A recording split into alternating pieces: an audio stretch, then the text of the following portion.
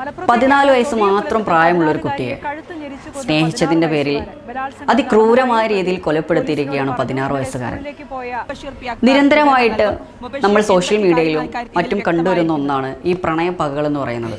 കൊലപാതകങ്ങളായിട്ടും ശാരീരികമായി മുറിവേൽപ്പിച്ചും മാനസികപരമായിട്ട് അത്രമേൽ തളർത്തിയും പ്രണയപ്പകകൾ ഇന്ന് നിറഞ്ഞാടിക്കൊണ്ടിരിക്കുന്നു.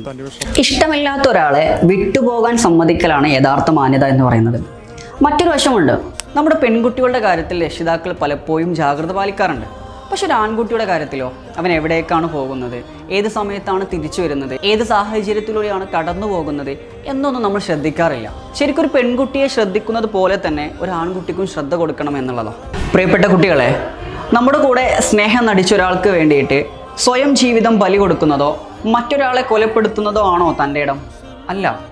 നമ്മൾ സ്നേഹിക്കുന്ന ആളുകളോടുകൂടെ ജീവിതത്തെ അവർക്ക് മുന്നിൽ സന്തോഷത്തോടു കൂടെ ജീവിച്ച് കാണിച്ചു കൊടുക്കലാണ് ഏറ്റവും വലിയ തൻ്റെ ഇടം എന്ന് പറയുന്നത്. അതിനാണ് നമ്മൾ ധൈര്യം കാണിക്കേണ്ടത്.